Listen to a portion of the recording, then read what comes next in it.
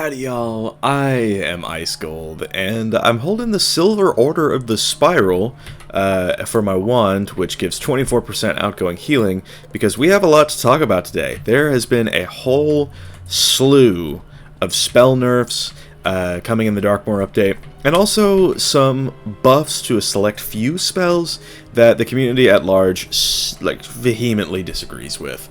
So, a bit of backstory. Developer Cam Hephaestus, the guy who's, always high on crack when making changes to this game, he recently teased the Spirit School's lore spells on stream. And we definitely have seen our share of bad changes in Wizard101's history, but, I mean, most of these are redundant, and the ones that kind of aren't redundant have really kicked up a colossal shitstorm, so we're going to be going over those today. So let us start first and foremost with the myth spell nerfs. So the myth spell nerfs include Splash Squatch, Ninja Pigs, Keeper of the Flame, Hero of Chrysalis actually might not be a nerf necessarily, and then Reconnetin. Yeah. Let's start with Splash Squatch. So, first and foremost, at the moment, Splash Squatch is like a 2-pip plus a myth pip, so 4 pips myth spell that'll do like decent damage on the top path. It'll, I think, goes up to 3 pips on the top path, or 5-pip spell on the top path rather. But the bottom path will steal a ward and then do like a little bit of damage. It's not like a huge amount of damage, but it's okay. And generally, it's an out-of-meta spell, and with this upcoming change, as you can see, it now steals 3 shields and then does 350 damage. If memory serves, or 365 damage at max tier, which, if memory serves, let me go check my myth out real quick, if I could ever see the guy. Okay, here we go. Splash Squatch at the moment. Take your time, game. But Splash Squatch at the moment... Shut the hell up. Splash Squatch at the moment, as we can see, will at the moment steal 1 shield and then do 315 to 385. So this is kind of a standardization of its damage, and it buffs the little steal effect. Pretty neat, I guess. But it's still not going to be a meta card for Myth to have. At least I don't believe so. We could see that change, but overall, not really looking like it'll be too consequential necessarily. It's definitely not the worst change. I think that this could be... It could see some use in the meta, especially given Drop Bear. Drop Bear's got an imminent nerf as well. We haven't seen that one yet. But it's coming. Mark my words. Once Test Realm drops within this next week, you will definitely see what's going on with that. So that's Splash Squatch. Next on the list is Ninja Pigs. Now this one is a particularly big hit because it takes this Ninja Pigs just from one solid path. 735 damage at max tier, pretty strong for 4 pips and a myth pip, so 6 pips. And instead what it does is it makes Ninja Pigs into, it doesn't change the pip cost, but the B path now hits for 470 damage and puts 255 traps on, which isn't bad necessarily. I mean, the damage is pretty bad, but the 55 traps, those are definitely going to create a threat, and then the C path will put 3 50% myth traps on the target and do 385 damage at max tier.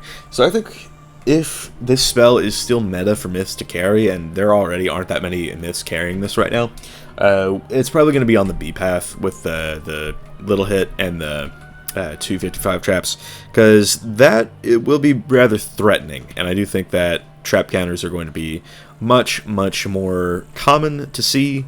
So that's a whole thing, but I'm not really sure if Ninja Pigs is going to be the card that brings that about, and the reason being is Keeper of the Flame is up next. Now, Keeper of the Flame, if I can find it, it's in here somewhere. Here we go, Keeper of the Flame.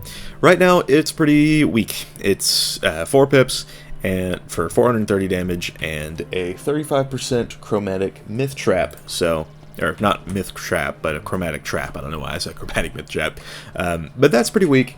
And the devs sort of understood this and slashed the damage, but now it is a pretty solid, 4-pip hit and 70% chromatic trap, which is pretty decent. That's the B path, and then the C path is pretty meat damage, but it can be used as a shield breaker, I guess, and 2 plus 50% chromatic traps.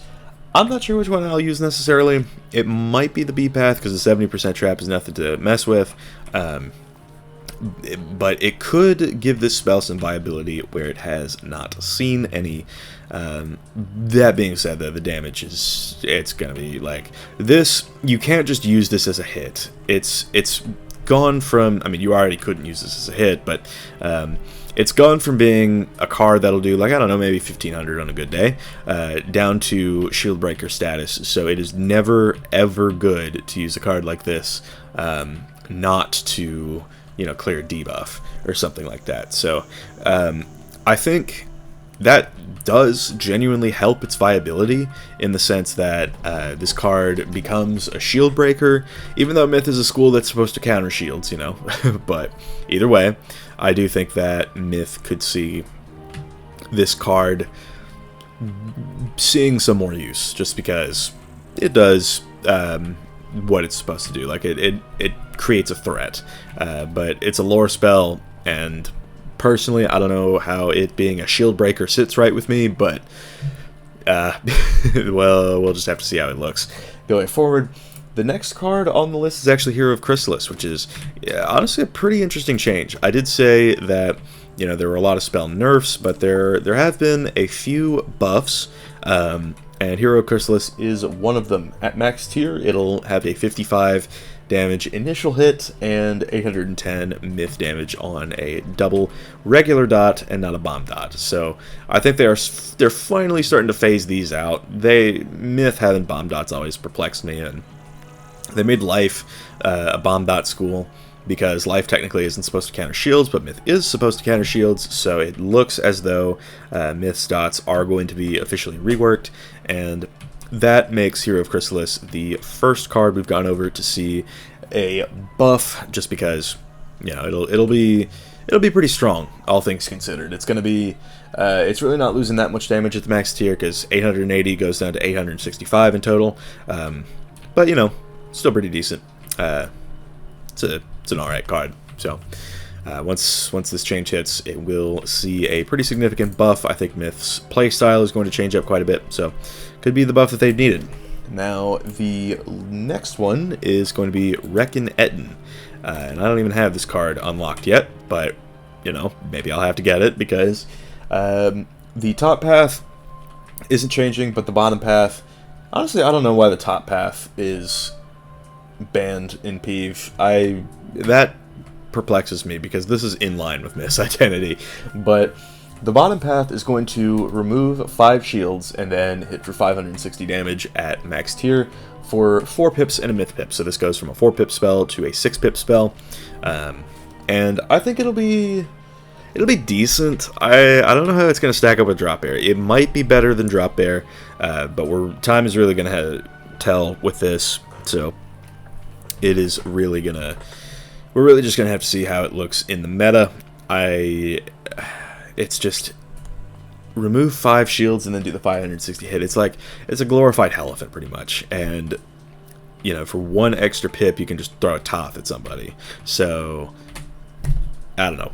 It could just be me dooming on it, but we'll see. I mean, Toth is pretty damn strong, and it's actually going to be getting a 4th tier in the Darkmoor update. So this is going to see probably, I don't know, 90 to 655 damage or something like that. So Toth will get marginally stronger at the same time that Reckon Etten is getting its little change. So there's that, and then the last myth spell is Athena Battle Sight. This card was long overdue for a buff.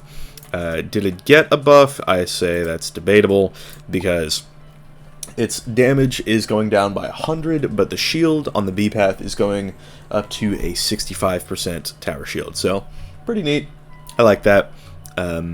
it's like a better offense-defense move, but as a hit, it's kind of at like a weird pip cost. If I was running like pip conserve, which I am with this setup, 89% pip conversion, I think it could be good. I think that Athena, like, it definitely did see a considerable damage nerf, but I think that it could be better, all things considered. The C path, however, is probably not worth using. It does absolutely meat damage for 2 60% shields. So that is the state of Athena Battle Sight in the Darkmoor update. So its damage is going down, but it will be a better, I guess, offense-defense move. So there we have that. I think that shield buff is a long overdue change for Athena. I wish it didn't have to come at the cost of damage, but, you know, it's these devs and these designers. What are you going to do? You know, so there is that.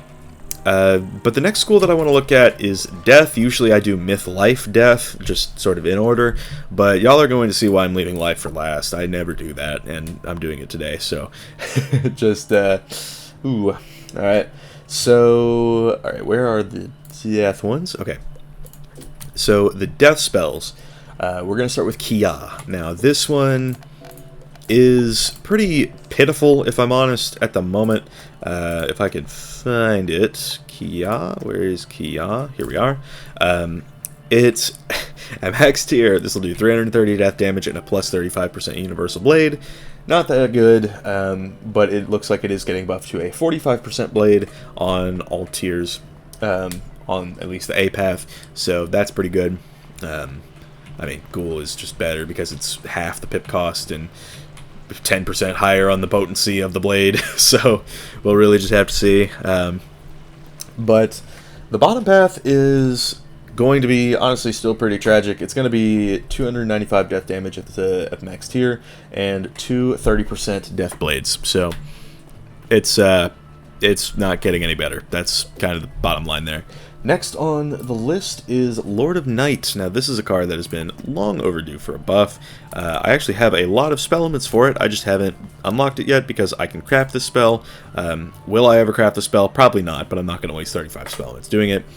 So right now, it's pretty neat, but it looks as though the change coming in this update is going to take it from 480 drain damage at max tier down to 345 on the B path, and it'll put 270% infections on.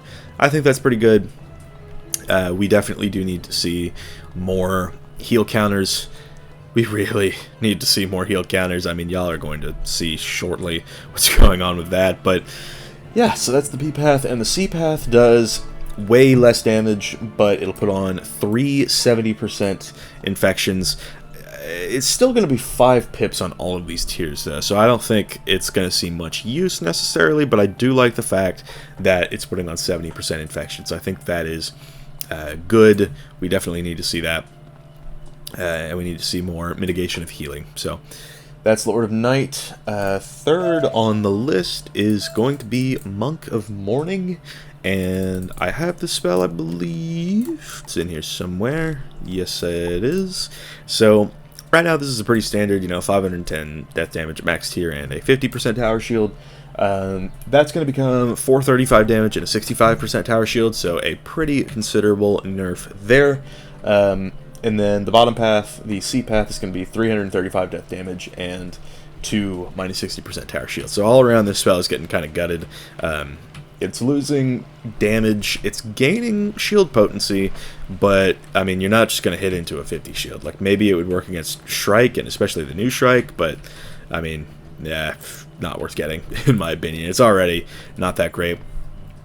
But next on the list is going to be Ship of Fools. Where is that card? Here we go, third one.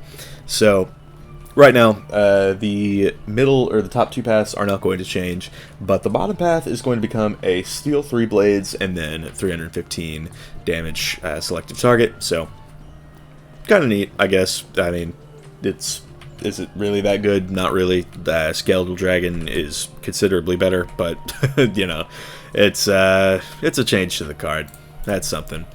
Alright, so next on the list is going to be Headless Horseman, and this is kind of an interesting one because at the moment it does what I already think is low damage, being 465 max tier and the 235% weaknesses, but the B path is going to bring that one down to 365 damage with the same weaknesses, so just a thorough gutting of this card.